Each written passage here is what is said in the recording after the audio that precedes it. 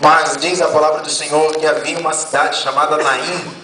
Uma cidade chamada Naim. É importante falar aqui que Naim era uma cidade, porque tem gente que pensa que Naim era o marido da mulher, né? Porque o título, né, fala a ressurreição do filho da viúva de Naim. Então tem gente que pensa que Naim era um homem, né? E diz assim, a viúva do Naim, né? Naim não é um homem, Naim é uma cidade. Amém, irmãos? Repita comigo, Naim é uma cidade. Naim é uma cidade. Isso. Então Jesus estava indo para lá, para esta cidade, e quando chegou próximo aos portões desta cidade, vinha saindo um cortejo, diz a palavra do Senhor, que ele se aproximava da porta da cidade e o enterro do filho único de uma viúva.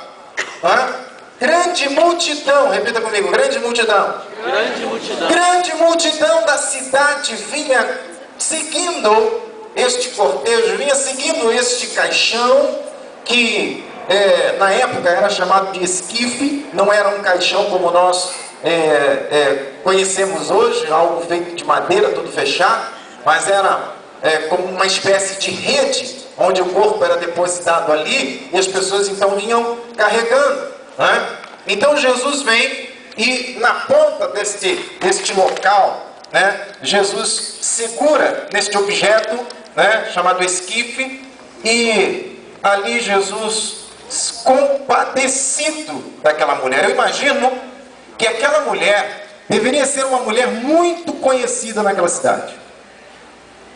Esta cidade de Naim provavelmente não era uma cidade muito grande, uma cidade pequena, mas Jesus chega e vem aquela multidão saindo, mas com Jesus também vem uma outra multidão, e Jesus então chega, toca no esquife, e Jesus fala com compaixão no seu coração e com toda a autoridade: não chores.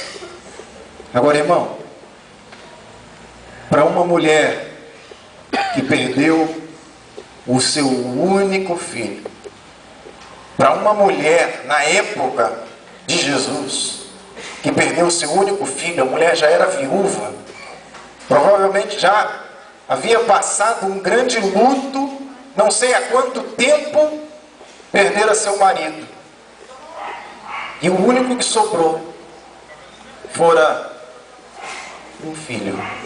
Irmãos, na época de Jesus, uma mulher sozinha, se nós podemos dizer hoje assim, ora, uma mulher sozinha hoje, viver sozinha hoje, para uma mulher viver sozinha hoje é muito difícil. Vocês concordam? É difícil. Naquela época era extremamente difícil, porque hoje, se uma mulher fica viúva, os bens, o salário, a pensão do marido, que era do marido, fica com a esposa hoje. Mas naquela época não era assim. Naquela época, o que acontecia? Se morresse um homem casado, os bens, o dinheiro, tudo que ele tinha, sabe para quem ia? Para o irmão dele. Não ia para a mulher, não, ia para o irmão dele. Então, a mulher ficava numa situação deplorável, numa situação terrível, numa situação em que ela não podia contar com ninguém. Claro, existia também uma lei, chamada lei do levirato, que vem da palavra levir, que significa cunhado.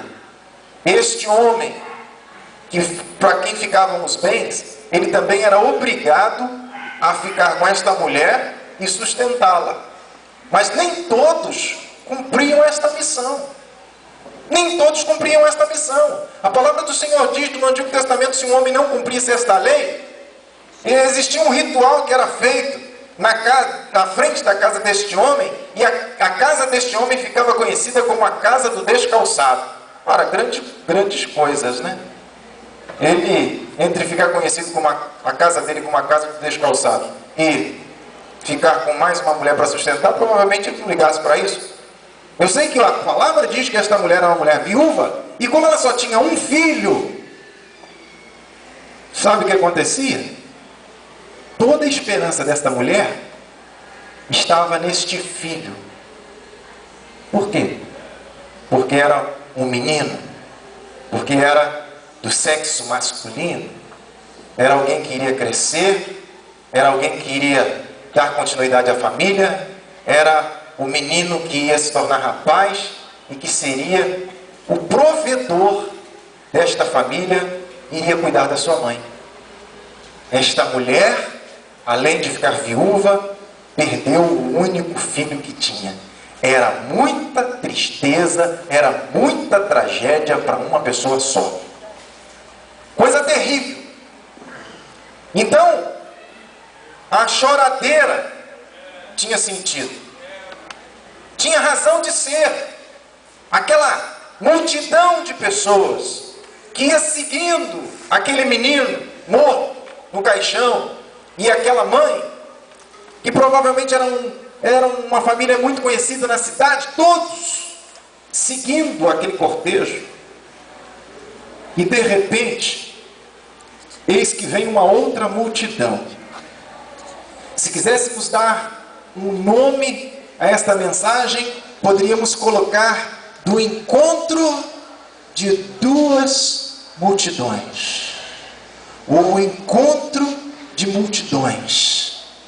Só que numa multidão havia tristeza, muita tristeza, muito choro, como as multidões que nós vimos esta semana que passou. Muita tristeza, muito choro, muito lamento. E quando a gente vê pessoas chorando, quando a gente vê pessoas sofrendo, a gente muitas vezes se coloca no lugar daquela pessoa, principalmente pai, mãe, e chora. Porque imagina se é com você, imagina se é contigo. Então a gente se coloca, a gente pensa assim, e se fosse o meu filho? E se fosse a minha filha? E a gente se comove. E sabe, Jesus, mesmo nunca tendo passado por uma situação daquela, Jesus se compadece daquela mulher e diz para ela: não chores. Aquelas multidões, irmãos, eu fico pensando, uma multidão numa tristeza absoluta, numa tristeza total, e na outra multidão, se aqui fosse um grande teatro, eu iria dividir isso aqui em dois grupos, um grupo aqui e outro grupo ali. Esse grupo aqui seria o grupo que estaria lamentando. Então imagina esse grupo aqui vindo de lá de fora. A gente ia montar aqui uma grande peça. Esse grupo aqui, né, vinha seguindo uma família chorando, entristecida, e esse grupo vinha de lá como quem está saindo da cidade e passando pelo portão da cidade, e esta multidão está do lado de cá, indo em direção à cidade, e as duas multidões iam se encontrar. Só que na multidão que está seguindo Jesus tem outra história. Na multidão que vinha de lá, a multidão que vinha seguindo o caixão, nessa multidão tinha pessoas dizendo assim: coitada da Maria. Gente, essa Maria já sofreu tanto na vida. Será possível que ainda faltava mais alguma coisa para acontecer na história dessa mulher? Eu que conheci essa mulher, eu nunca pensei que algo mais iria pesar nas costas dessa mulher. Meu Deus do céu, você lembra do marido dela? O marido dela já não tratava muito bem a ela já sofreu uma barbaridade. Aí o homem morreu, a situação dela ficou pior ainda. E agora, como se não bastasse, ela ainda tem que sepultar o seu próprio filho. E a outra dizendo: é mesmo, fulano, eu já chorei tanto essa madrugada por causa da Maria. Meu Deus, olha, já chorei, já orei, eu não sei mais o que a gente pode fazer. O que você acha? Não sei. E alguém está se movendo para ajudar a Maria? Alguém está se movendo para poder ajudá-la mesmo a pagar esse sepultamento? Quem está fazendo alguma coisa? E a conversa era essa. E a outra dizendo: eu não consigo nem falar, gente, eu só consigo chorar, pena da Maria. A conversa era sobre a Maria. A conversa era sobre a família da Maria. Essa multidão aqui só falava de Maria. Essa multidão aqui só falava da Maria e do sofrimento.